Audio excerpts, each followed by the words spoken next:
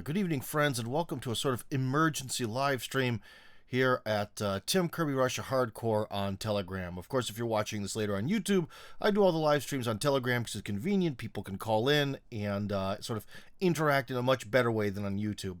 But anyways, our topic for today is about the leaked mobilization plans from the polls, which may have been leaked but not leaked. And to be honest, why am I doing this live stream about this topic? Well, as you've noticed, I talk a lot about the war in Ukraine. It is the elephant in the room over the last 2 years in Russia, and you really can't ignore it. But this has really proved interesting because this involves Poland. This involves potentially mobilizing hundreds of thousands of Poles to maybe be the, let's just put it this way, next lambs to the slaughter, depending on how you look at things. Very important, and also because people have been pestering me. I went over the weekend to go play American football. Sadly, we lost. I got my ass whooped. I am beaten up all over, covered in bruises and all that. But this entire time while I was gone, people have been pestering me to talk about this. So, my good friends here at the Global American Review, if you've noticed, I kind of like what they always have to say, so I share a lot of their stuff. They have a really good post about this. Now, I wanted to put the post on the screen, but I could not find a way to sort of separate it from Telegram itself. And that's a problem, because I have a lot of people's personal information in Telegram, and I really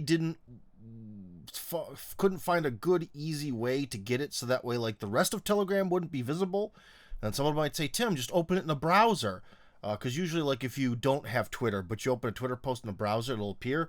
And this post wouldn't work. I don't know. Maybe maybe the forces of evil are keeping it down. But so, anyways, I'm going to violate one of the major rules of radio and television and podcasts and also live streams. And we're going to read a little bit. But don't worry, I'm going to break it up because their sort of article on this is not that long, and we're going to take pauses between paragraphs, so it'll stay interesting. And also, I have a lot to say. And that's how we're doing the live stream. Remember, if you're on Tim Kirby Russia Hardcore on Telegram, anywhere you comment on the site will appear in one location, and I'll be able to react to it later. Or you can use the call-in function to raise your hand. It's the raise your hand function to call in. I said that backwards. And after I'm done talking about Poland, we can maybe take some calls on any topic. So, anyways, let's see. So this is from the Global American Review. I think they've changed their name a few times, but that's the current name. According to a U.S. State Department official who preferred to remain anonymous, a meeting between the Polish President Andrzej Duda and the Prime Minister Donald Tusk, I know it's spelled like Tusk, but I believe in Polish it's pronounced Tusk, and the Minister of National Defense Władysław Kosiniak-Kamyński was held last month.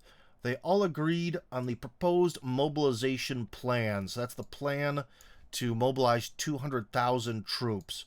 But Tusk objected to in the immediate start of an information campaign as the U.S. assisted.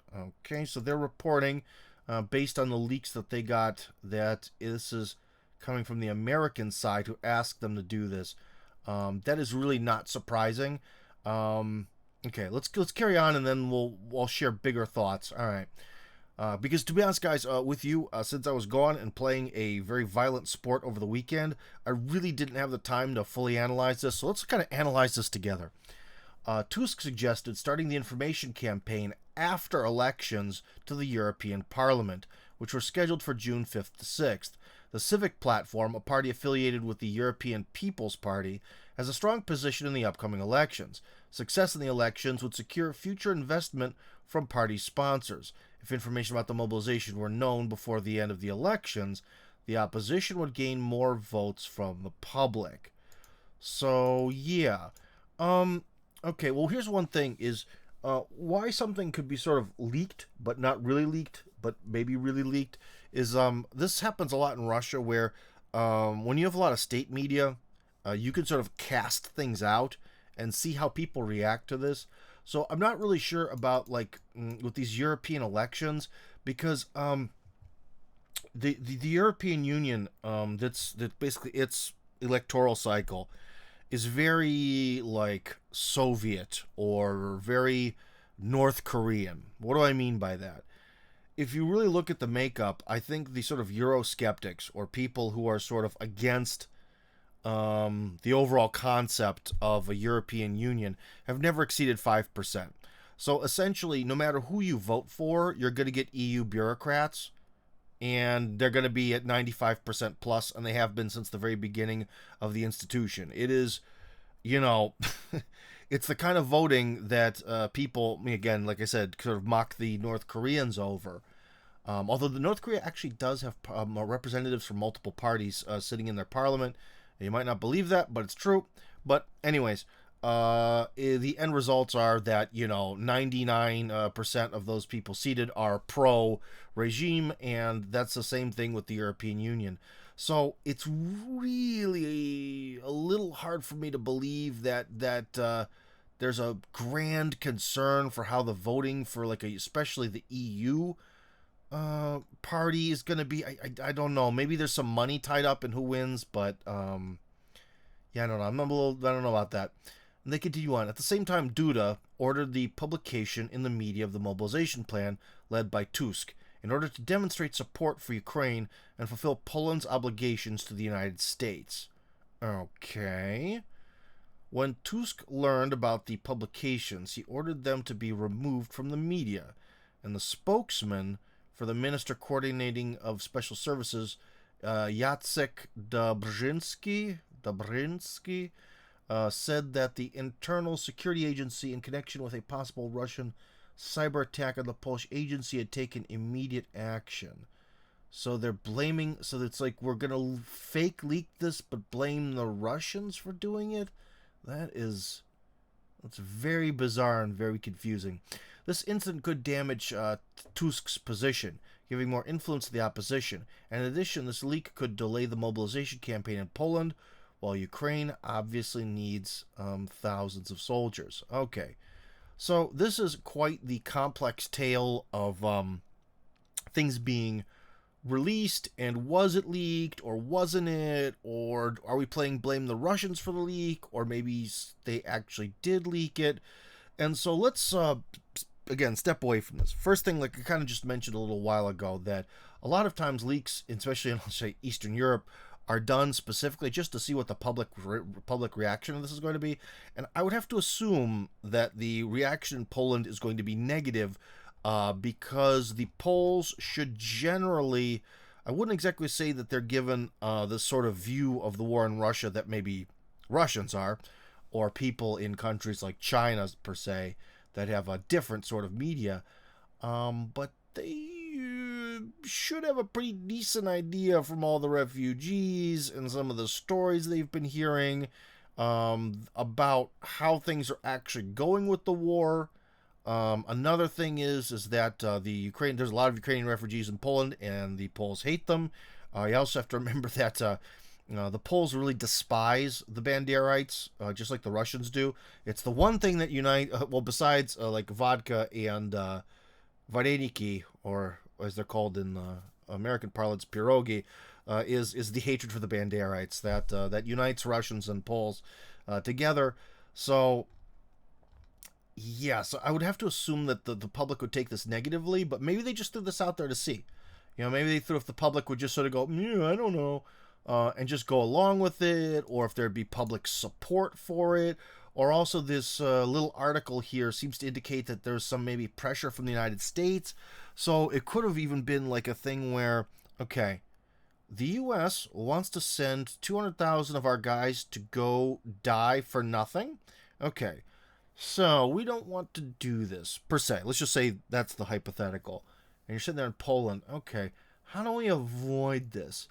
Well, instead of just starting the mobilization, let's leak it. Let's cause a public outrage against it. And then we can say, but there was public outrage. We can't do it. I'm so sorry. This is so awful. You see what I mean? There could be a little bit of a gamesmanship there to make it so that this isn't going to happen. Because trust me, friends, as I wouldn't say I'm the best analyst in the world. You guys have watched probably a lot of analysts who are who really can keep their nose on this topic. But I can tell you one thing: the rumor of the mobilization of a few 100,000 Polish people has been around since the start of this war. In Russia, I mean. Like, that Poland would eventually sort of mobilize its masses and join in at any moment, and especially sort of like a number around 200,000 has been repeated for a long time. So this pressure to do so may have been there, like I said, for a long time. This is very weird. So maybe, but then again, remember, friends, sometimes, despite the fact that I like to fancy myself as some sort of, tough guy who cuts through the BS, who knows? Maybe I'm being too optimistic here. Maybe they literally do, the leadership in Poland, maybe they literally do just want to do whatever Washington wants from them, and they're going to send 200,000 guys probably to their deaths. Why do I say that? Poles are good at fighting. I would definitely say that the Poles know how to fight, but Poland has the chronic problem of not really having a big industrial capacity or amazing weapons. So essentially, if they do send 200,000 Polish, mobilize 200,000 people, that's also another thing. Does mobilizing 200,000 actually necessarily mean that they're going to send them into the war? Also, but let's just say hypothetically that's the mission. Well, that is a lot of people, and it would definitely slow down the war, but it's essentially 200,000 infantry for the most part, right? Because Poland doesn't have a great mass of tanks, and supposedly the tanks that the Poles actually sent were not very well upgraded, and they were kind of useless, and they're already gone a long time ago. So it's kind of one of these things where it's like, it would just delay the inevitable. And again, guys, I know that some people who are more like pro-Russia or Russia watchers tend to have this sort of snarky attitude towards Poland, but I think that the Polish leadership is a little bit more like the Turkish leadership. On the one hand, the Poles really do believe that they're the guardians of Europe and all that. They really, that they guarded Europe from the Ottoman Turks, and they were sort of the first ones who really rose up to the best of their ability to fight against the evil communists, and they were the first ones who bit the bayonet of the Third Reich and all that stuff. And so they do see themselves as, we're the edge of Europe, we're the defenders of Europe and all that other stuff, and that Europe is awesome, and it's the garden, and everywhere else is the jungle. And there really is that sort of narrative within Poland. But I think there's also a little bit of a counter narrative where they can see the rest of Europe kind of committing suicide, and Poland really hasn't committed cultural suicide. So I think Poland kind of sees this as maybe their time to rise. For finally Europe to be shifting away from a Franco-Germanic center to a Warsaw center. That may sound nuts to you, but I could definitely see a lot of Polish analysts coming up with this particular option. And sending hundreds of thousands of people to die now that finally the bigger powers in Europe are just laying down the floor bleeding out. I don't know. I don't think so. I think the Polish leadership actually does like Poland. Just like I think that whether you think Trump is competent or not, or whether he actually intended to do any of the things he promised, I still think he actually likes the United States. Unlike most politicians, he actually thinks it's cool. And I think that the Polish leadership falls into that category. They actually do think being Polish is really cool.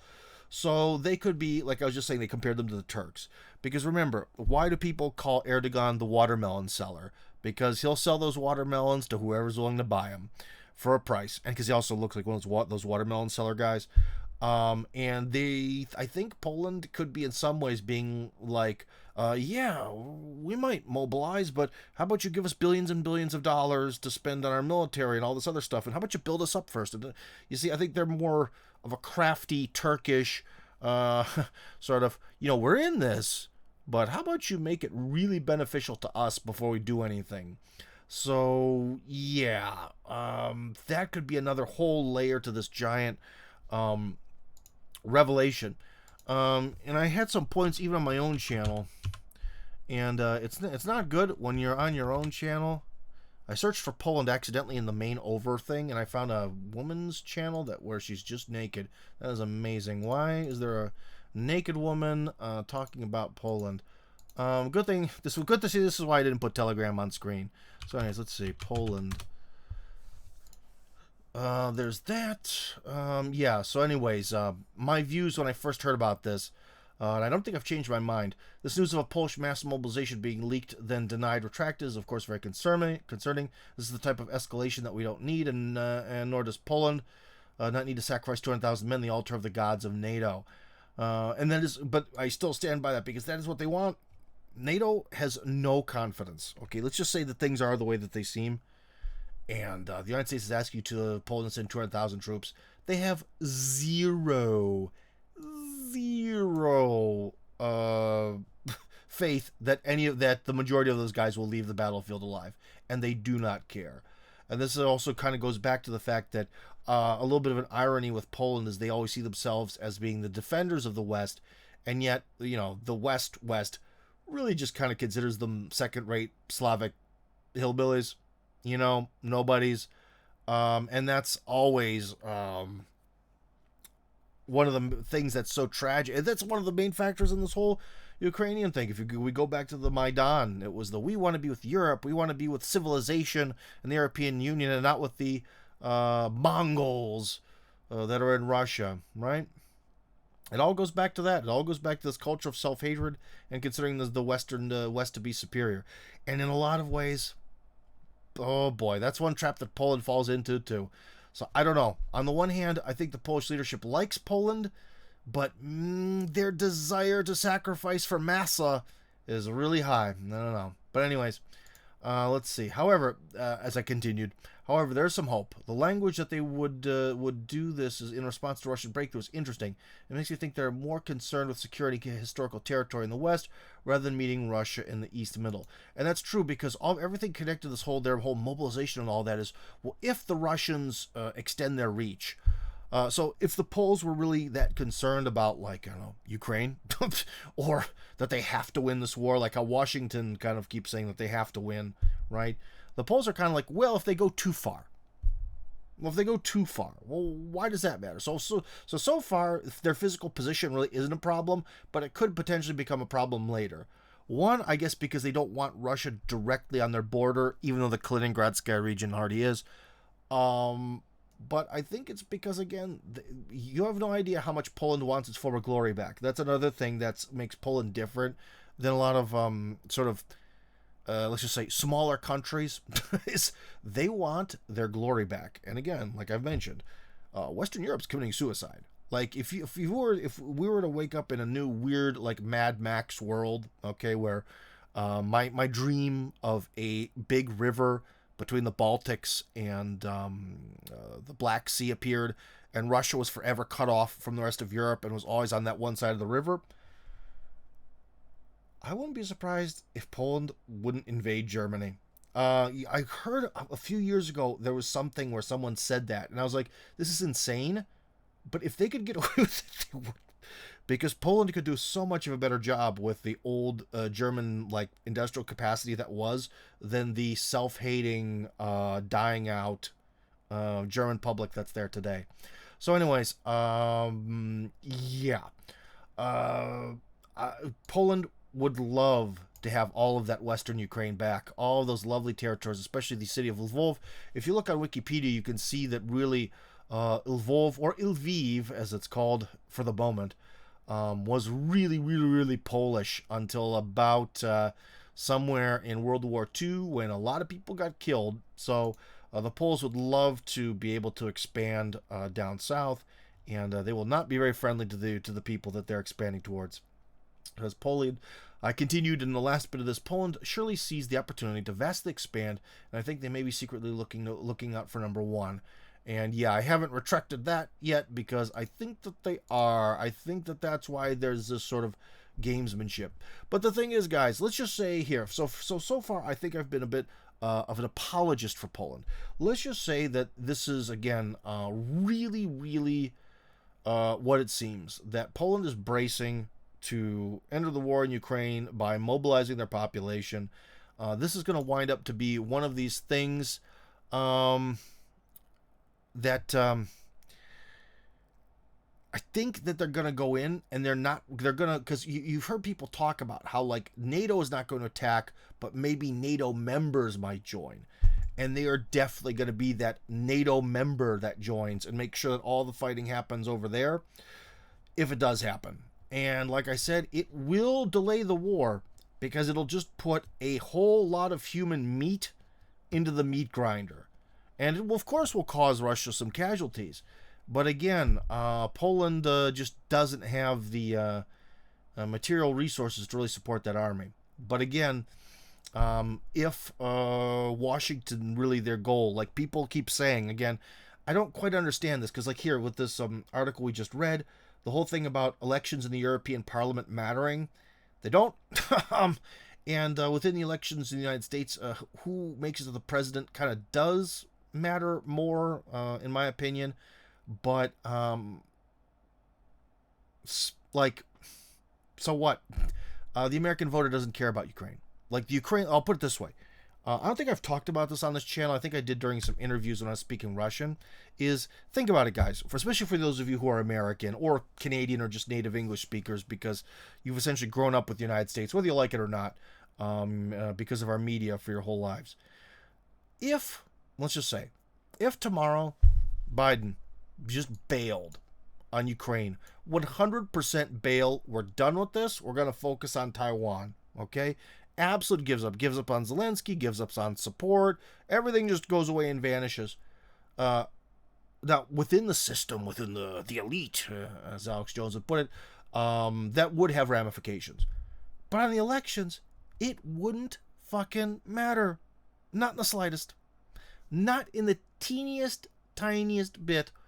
Or if Biden near the election was able to convince the public that actually against this massive Russian onslaught and at the cost of millions of Russian lives, thanks to support from America, not a loss of a single U.S. soldier, except for the trainers and assistants and helpers and all those other maybe multiple thousands who've died already. We don't talk about them. You know, they were able to do it, and because of us, we're protecting democracy. No one cares. Like, the American voter does not care if Ukraine wins or if Ukraine loses. And so I maybe in the Washington bubble, they think that matters, but I still never buy into this thing where it's like everything is based on the election, Tim. You just don't understand that Biden's just buying for time. All he's got to do is buy for time till the elections. Then they can give up on Project Ukraine. So let's just say that's true. That theory that I don't agree with is true. Well, sending 200,000 Polish guys in there to slowly be killed off, well, that could buy time till November. I mean, it could. It'll certainly take time. I mean, they're not going to all get blown up or change their mind or defect or surrender or whatever in a day. And again, I'm not hating on the Polish soldier because the Polish are actually very good soldiers, but I'm hating on the fact that there's a thing called physics, and you send guys with rifles out to fight a 21st century battle. There's only so much they can do. So that's not hating on them. That's just hating on the situation. But yeah. So anyways, I don't think it is, but this whole thing about this election narrative, it does suit that. And if I'm completely wrong, which has happened before, if I'm completely wrong and they really are concerned about getting the Ukraine war to look successful or at least continue to be till the elections, then yeah, getting a few 100,000 of whoever in there to fight doesn't matter.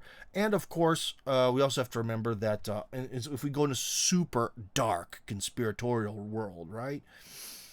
As I mentioned earlier in this very podcast, Poland is kind of like one of those last, European countries that's like in the EU and wants to be in the West, that hasn't given up on its culture, that still has a positive birth rate, that is not just a slum of various immigrants or a complete welfare state. There's still some life in Poland, right?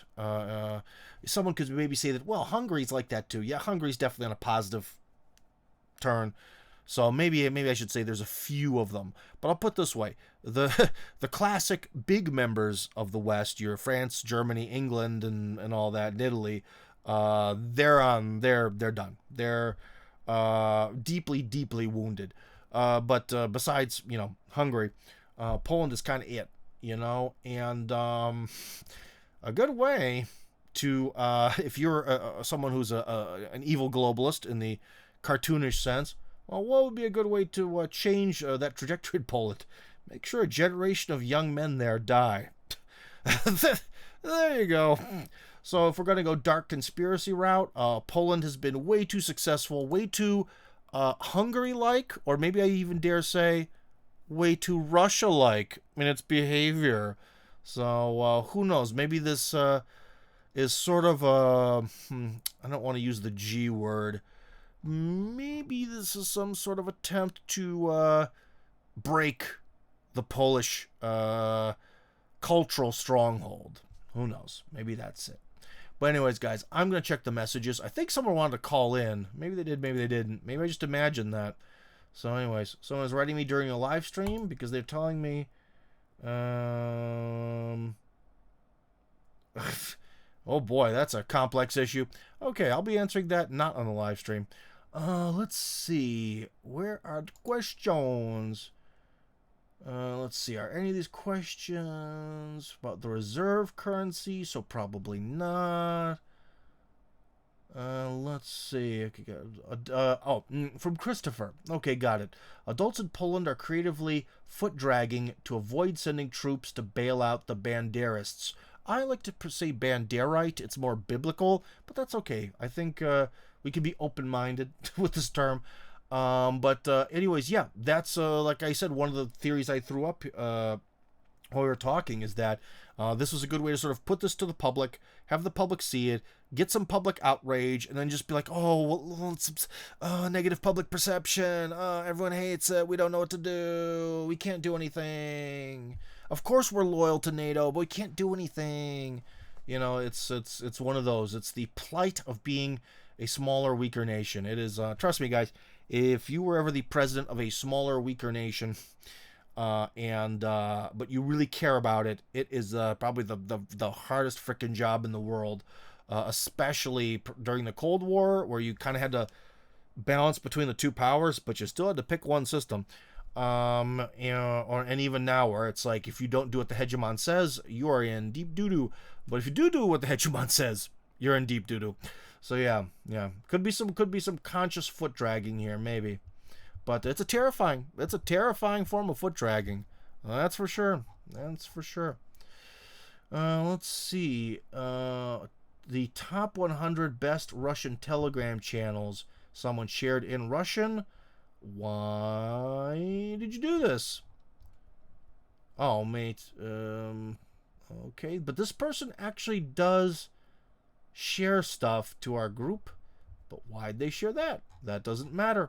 One thing I can say about it that does matter is they probably has of like the channels of like political people. Where is he? Hold on, let me do a search for it. Nope, that's not Russian. Slutsky, the guy from the LDPR, who like took, I think, second place in the last presidential election. I can't find his name, but anyways, he does really good on Telegram. Actually, you should maybe try to look him up. It's spelled like it's spelled very naughty in English. It's spelled like Slutsky, but it's Slutsky, and his Telegram channel is actually fairly successful. I think he's in like the top 10 of figures in Russia on Telegram or something crazy. So look out. Maybe Slutsky is on the rise. We'll see. Christopher continues. The Poles want Lvov. Thank you for using the letter O in that word, but aren't going to bonsai charge Russia. Yeah, because I think that Poland has to understand that Russia doesn't want to deal with the West. Although I have seen in some discussions that now it might be Russia might be forced to take the West at some point because it'll still just be used as an anti-Russia. But again, if Poland takes control of it, Poland tends to be used as an anti-Russia. But as the West gets weaker, I think that'll be less so. And I think Poland wants to live. They lack that certain je ne sais quoi that the neo-Nazis had in Kiev. And I don't joke because, like I've said before, all these attacks on like the Russian language and culture throughout the entire former Soviet Union, all the former Soviet republics, it's universal. But really, only place where it really worked the way as intended to create this true anti-Russian nation that's willing to kill itself to destroy Russia is in like the whole Western Ukraine region, because they've tried this everywhere else. It just hasn't worked. I know they also want to turn Moldova into another anti-Russia. That's another big mission there, but I don't think it's going very well because Moldovans are pretty chill and aren't particularly fascistic. Thank goodness. So yeah. So Erdogan actually did sell melons for the living in the past. Well, not only does it shows, you can feel it. So, wow. Oh my gosh, my volume was down so low. Oh, I'm so sorry, guys. Oh, you probably didn't. Oh man, that sucks. I hope you're hearing me. But now it's at 200. It's probably too high. Hold on. Let's go back to what's this? 85. It's really hard to tell. Okay. Well, that sucks. How's this? Better? Worse? Or was it supposed to be quiet? Okay. Oopsies.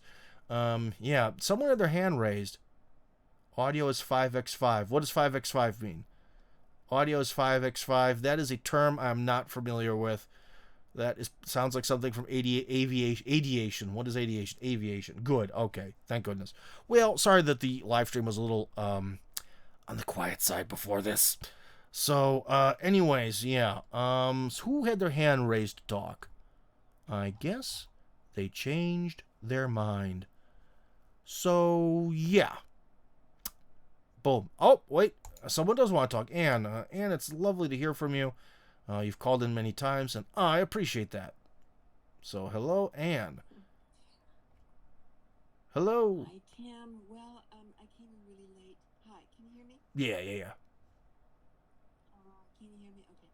All right, so I'm so sorry I tuned in so late, doggone it. I hate to miss it. Oh, that's okay. I'm gonna upload this to YouTube right after we're done, and then go to sleep. So I just haven't touched the channel yet this month, and I wanted to do something, and people have been pestering the hell out of me to talk about this issue, which is fine. But yeah, so I'll upload it after this. Yeah. Yeah. So I'm gonna ask you a question, but just repeat the issue. The issue was talking about the leak or maybe fake leak that Poland wants to mobilize 200,000 people to supposedly, or at least theoretically, be used in the war in Ukraine. Okay. All right. So I want to ask you, this Russia phobia thing, Yeah. has been going on for a long, long time. I have my own opinions from what I've learned and read about the root cause of it. Certainly, England is part of it, and Mm-hmm. we can say maybe it's rivalry between royalties or whatever. But very, very most likely, it has to do with control of money. Very Yeah. simply, control of money. And I might add that today, it's the fact that it's a Christian country, so that grates a lot of people. That Russia is independent, has money, and is Christian. Um, and so I want to ask you, what's a strategy to really handle that, counter that? What's a strategy? Because of course the media is not helpful at all, but people really do live with still the image of the old Soviet times, communists are Oh bad. yeah. Oh, they do. Um, Yeah, and correct me if I'm wrong, but I think Russia completely overcame that. One of the miracles of his existence, and even Putin said, we overcame it, and what we overcame, we see rising west. Hmm. So, what do you think is a practical everyday way to wake people up that we do not want a war? We don't want anybody killed. I don't want anybody killed on any side ever. Oh well. If we want, okay, all right, Ann. You gave me a tough one there. So I'm gonna mute you again, not because you're a bad person, but the background noises destroy me mentally. So how do we, in a very simple way? Well, one thing is, you could start a podcast, a political podcast, and try to build an audience and tell the truth. That's one way, because in a way it is kind of simple. I mean, all it takes is computer and time and a camera and a microphone and all that stuff. But that's one way to send a message.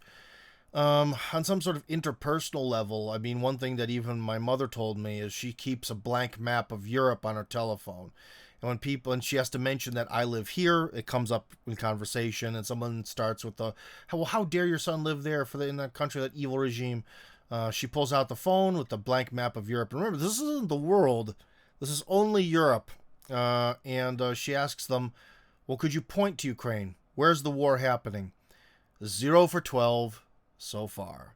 No one can. I think that maybe there was something to that. Maybe did my mom have an effect on 12 people? Well, maybe. I don't know. But I thought that was pretty impressive. The ultimate thing here is that, Anne, is that you're kind of talking to someone who's a little bit pessimistic about what an individual can do. It's kind of like,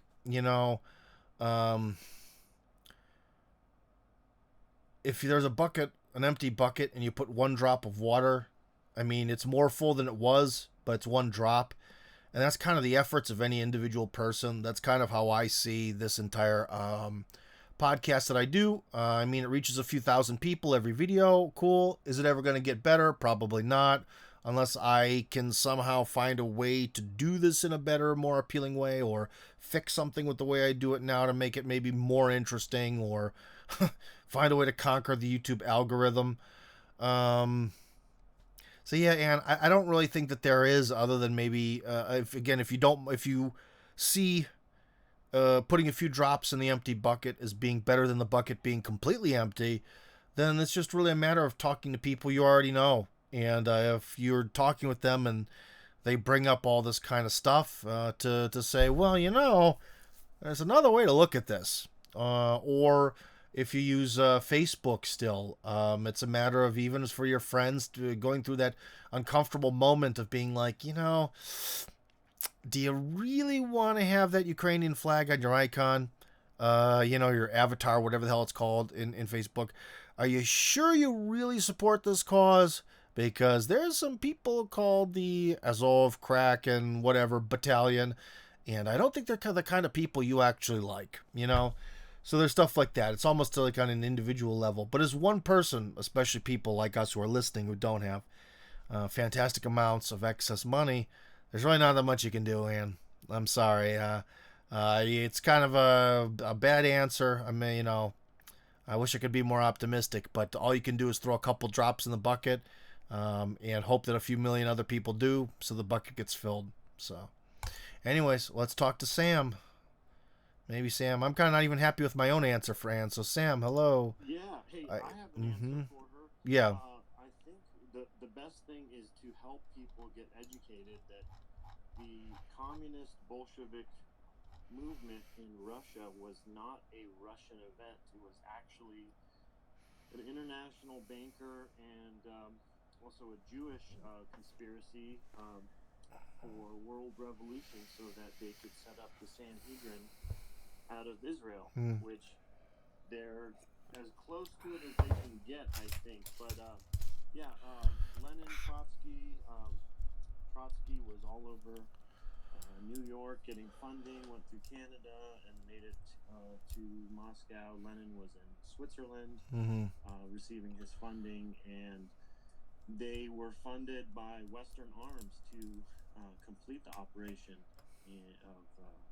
of the revolution in 1917. But the fly in the ointment was that it was leading to a very unstable society, and by the time Stalin rose to power, he was against international communism because he wanted it to work at home first and solidify. And well, yeah.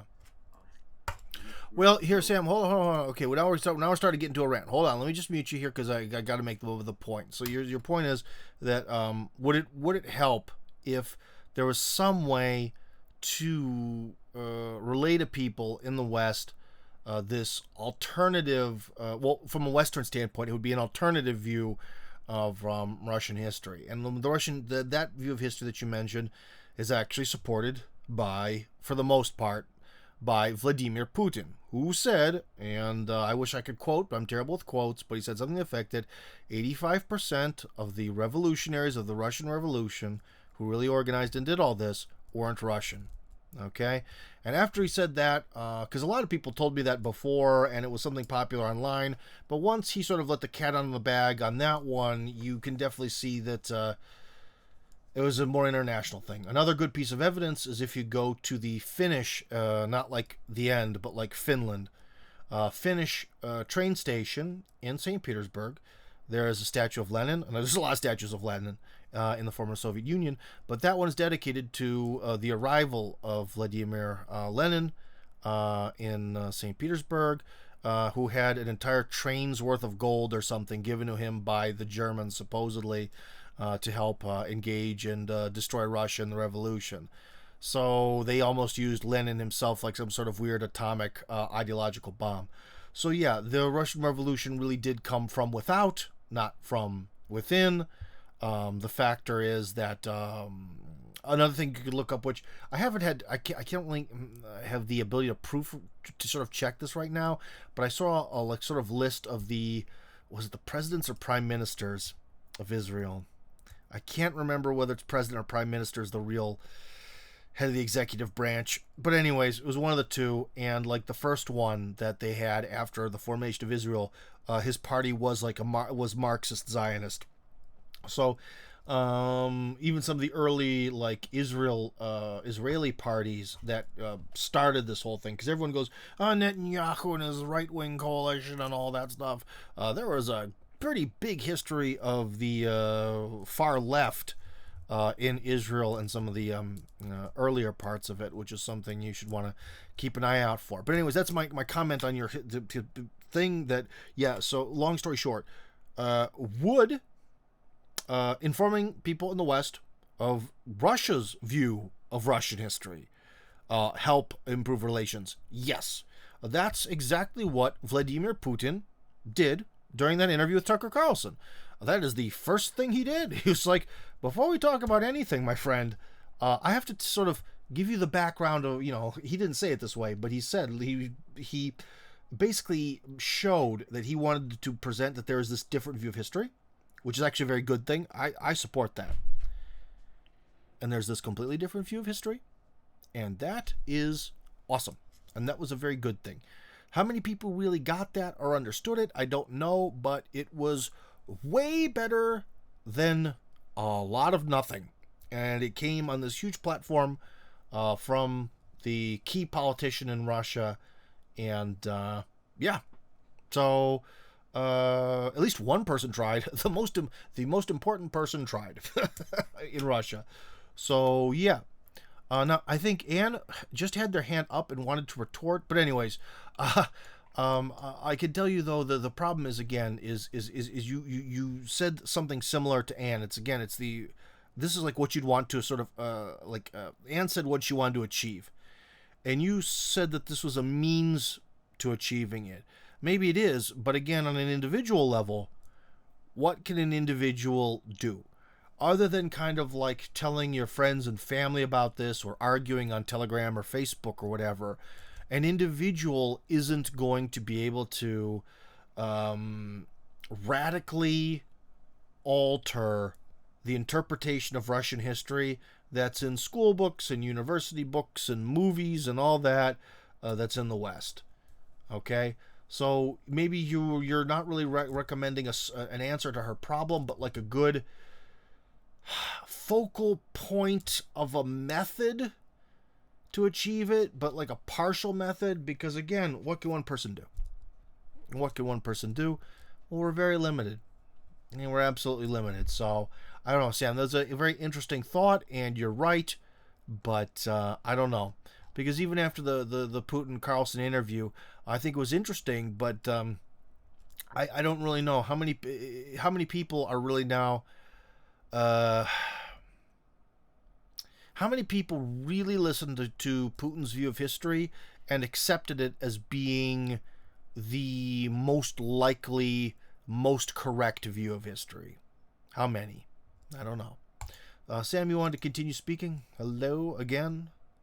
Yeah, so I'd agree with you most people are not going to understand is because most people don't have the capacity for appropriate statecraft. And statecraft is what, before all this French Revolution, American Revolution stuff took place, was what princes were raised trying to learn. And what we have in the West now is basically it's a simulacrum of democracy. It's not. People know less about what's going on than in previous times under monarchies, but there is the illusion of having more power and understanding. But most people don't have the aptitude to really learn and understand history, apply it to current events. Okay. Well, here, let me then mute you and try to respond to that, and then maybe we'll move on to another topic or something. Well, actually, what you said is one of the main theses of a book that's sort of in my head, but I just never have the time to write because got to pay off that mortgage, got to keep them kids fed. And the first book I wrote was cute, and it made a few $1,000s, I think, but that's it. And it took a ton of effort. So, I don't know, but this book, one of the main, again, like I said, the main ideas is that if we're going to have some sort of political system, one of the key things that actually represents what the public wants, one of the key things that needs to be in the system is responsibility. And one of the main ways that like a Western-style democracy dodges responsibility is that you don't know who to blame. Or as I would like to say in the book, you don't know whom to shoot. That's the real thing. Whereas if you're in some sort of more monolithic system, you definitely know, okay, I'm in a kingdom, the king is ultimately responsible, there are all these horrible problems, we know who to go to. And like in a Western-style democracy, it's like, well, the United States is wasting all of its money waging wars and building bases all over the world and all this stuff. Well, who do we, the dumb, tired, overworked, simple-minded masses, who do we really put the pressure on? Congress? Well, that's hundreds of people. The president? I don't know. Doesn't seem to be working very well. Okay, well, the military-industrial complex is bad. Do we even know who these people are? The average person doesn't. It's vague. And that vagueness of not having clear responsibility is part of the problem. In fact, I think if we're going to have a futuristic political system, something a little bit different than we have now, these responsibilities have to be very clear. That if we have a system where there is one grand emperor, he's ultimately responsible for everything. But if we have sub-emperors, like sort of the emperor of transportation, then if things suck in transportation, you know who to go after. You know whose house to throw poop at. You know what I mean? That's the main problem. Because as soon as the responsibilities become vague, then there's no responsibility whatsoever. And that is really one of the core problems of the way we live now. So, and it's also one argument for monarchy. I am not opposed to monarchy, but the monarchy would have to be non-hereditary, as in the whole thing about, like, I'm the king, so my oldest son becomes king. I understand why that was, and it made sense for the time, but it doesn't work that way.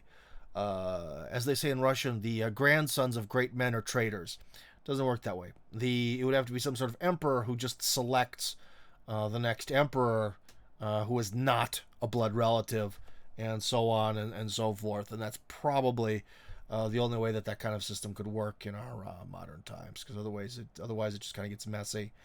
Or you get into this sort of goofy thing where they have in Saudi Arabia, where it's like the oldest kind of most competent male at the given moment in this particular family, but it's not through like generation to generation, but it's kind of like a cross through brothers, and then when you run out of brothers going down, very complicated, very messy, especially for a big country like Russia, but still interesting. And I believe in one period, early, sort of more early period of Russian history, like before Russia really got organized, that's actually how monarchies here worked. It was through the whole Saudi Arabian, my brother gets to be king when I die, until we're all out of brothers, and then it's somebody else system, which is kind of harder to understand there. So, anyways, are there any other comments? I think we kind of got really far off topic, but we went into interesting topics. Because one day, who knows, monarchy could become. Oh, Anne does want to talk. So, Anne, Sam got a chance to make a little retort. Now you get the same amazing opportunity. Yeah, yeah, that was great, Sam. But I want to say two things. One, to make you feel better, Tim. More people Ooh. than you imagine on this side are clued in. Mm-hmm. More are. Mm-hmm. As I, sort of probe around trying to learn, you'd be amazed that many people do deep dive these days because of the crises in the world, and they know. So I want to make you feel better. Secondly, what you and Sam just talked about needs to be summarized.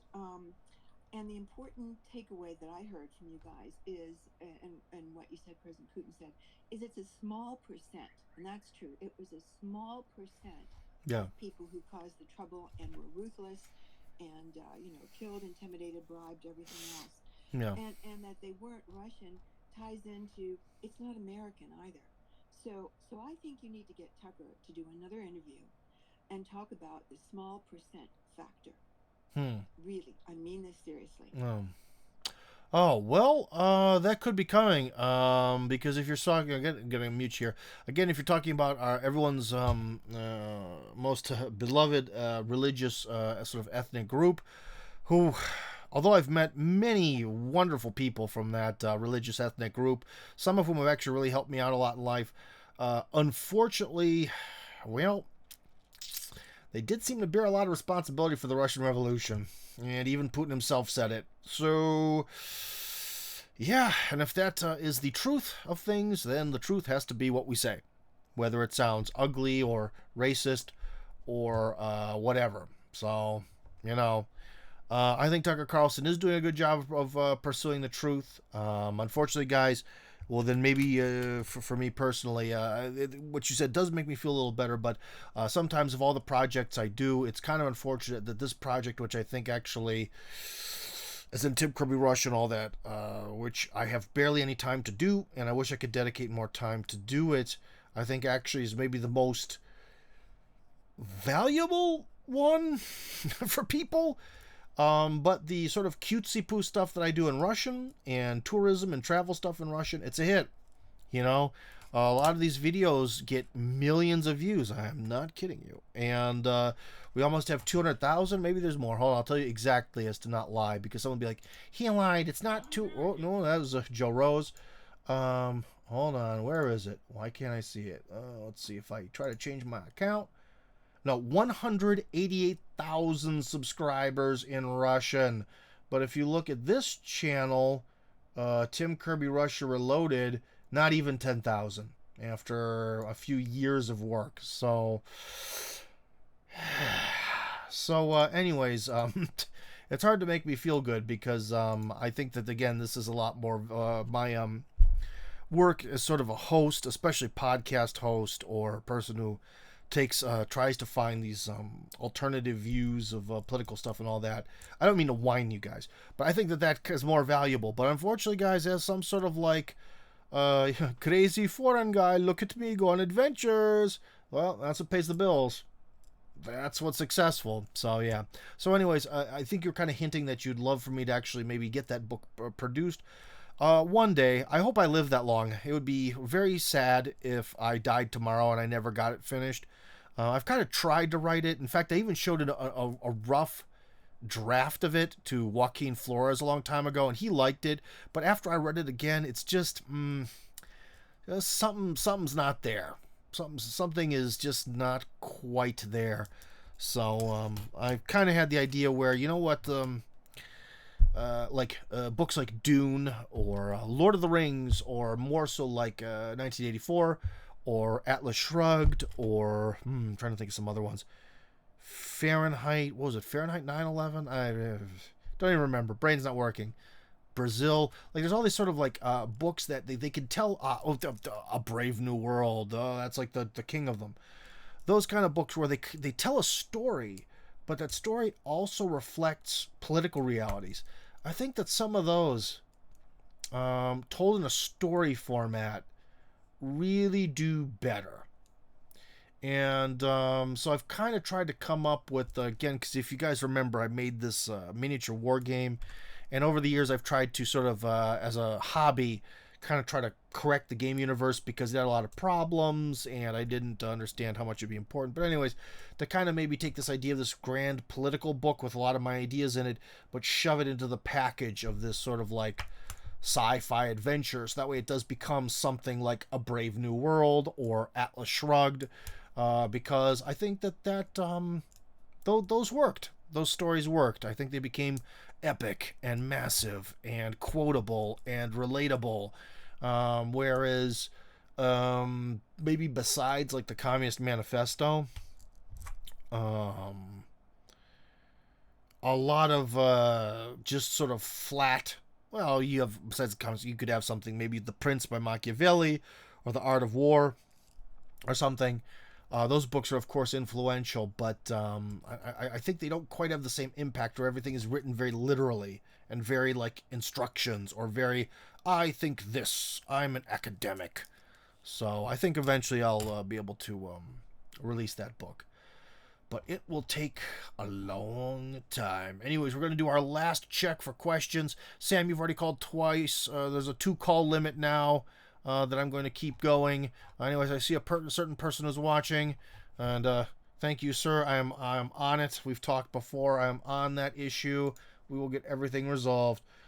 So anyways, I guess we'll end on Bocani, who has written many times before. Again, Bocani, hi. Thank you for your continued support. Hi, Tim. Just got in. What's good, man? Not my physical shape. I went all the way to Kirby, Russia to film a little bit and then play American football. And I got my butt kicked. Those, well, the team's called the Steel Tigers, and they weren't kidding. They were, like, made of steel. Man, I am hurt. Oh. Anyways, and we lost. So, double hurt. And because I'm an offensive lineman, despite the fact that we had 5 fumbles, I got the blame. Because I'm I'm the elder offensive lineman and supposedly the best, so it's all my fault. Oh, fuck everyone. Bastards. So everyone's mad at me, everything, the offensive line is to blame again. We didn't cause the fumbles, whatever. So, no sacks. Just to point that out, no sacks. So, yeah. Anyways, and also they scored 50. So, where was the defense? So what are your thoughts on, anyway, sorry, I got way sidetracked from your question because I'm angry. I don't like this unfair blame game, and yeah. So especially when I'm all messed up, when I gave both my knees, especially the right one, for this attempt to win. What are your thoughts on those young Kazakhs talking smack about Russians in a Nazi-like manner and say the Kazakhs are greater than Russians? Well, Bakhani, this sort of desire to drum up an anti-Russian hatred, as I mentioned earlier in this the stream, is something that's universal across all the former Soviet republics. All of them have this type of rhetoric somewhere being pushed by your good old NGO machine. Why do you think that the Western powers are so angry at Georgia? Because they're going to make basically like fairer regulations in America and expose all of the NGOs in their country to be just basically instruments of Washington. Because when that happens, Georgia will sit down and it'll look at the world and it'll say, we are a Christian country that is very small and somewhat weak, and we are surrounded on almost all sides by Muslims. I guess we do have some contact with the Armenians, but they don't particularly love us. We've caused a war against Russia through Saakashvili that has taken huge parts of our territory that we're never getting back. No one gives a shit about us or our products or our culture except for the Russians. And there you go. And so you should not be surprised, Bakhani, to see any of that, because it is critical to keeping Russia down. There you go. Because trust me, in all the former Soviet republics, after now having about 2 generations of people without Soviet communism, if you're still poor and still backwards, it's not Russia's fault anymore. It really isn't.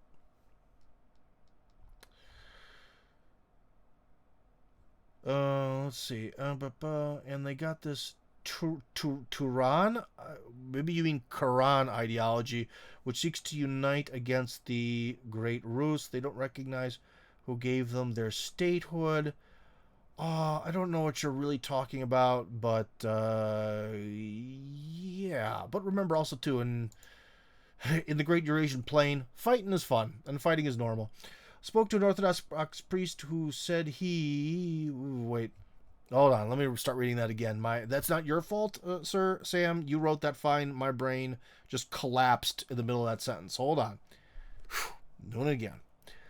Spoke to an Orthodox priest, and he said the Protocols of the Elders of Zion is a legitimate document, published in 1905 by Sergei Nilius, who also published a work by Saint Seraphim of Sarov.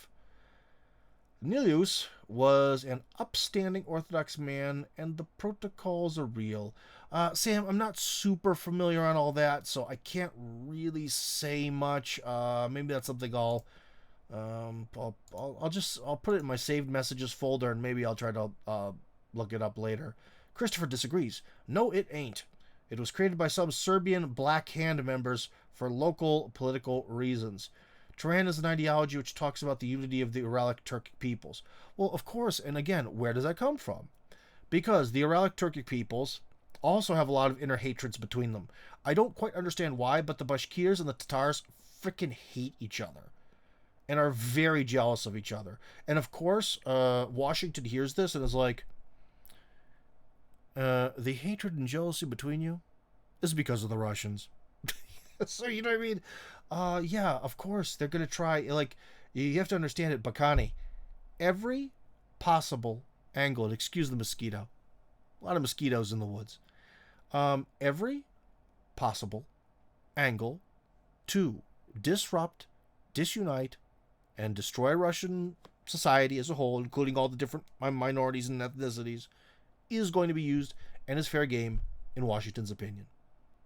And of course, those same games are being played across the former Soviet Union because that's where Russia's influence is weaker, and Washington can still do bad things to people.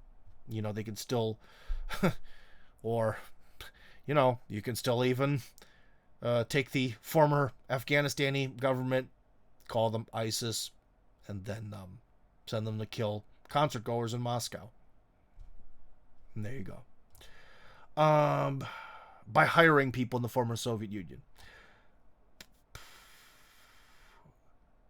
How's the Bolshevik Revolution planned? Oh boy, oh boy. Okay, now you guys are getting into a conversation between yourselves. Now, and someone's saying something didn't happen today. Okay, now I'm just confused. Okay. So anyways, let us then call this one a day, guys. And this time I'll actually sign out the video. So it was good talking to everybody. I think we covered this Polish issue quite well.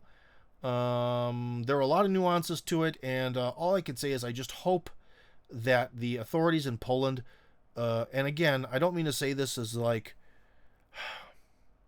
from a sort of like smug, like, I hope they don't just send their men out to die against our brilliant Russian forces who are unstoppable.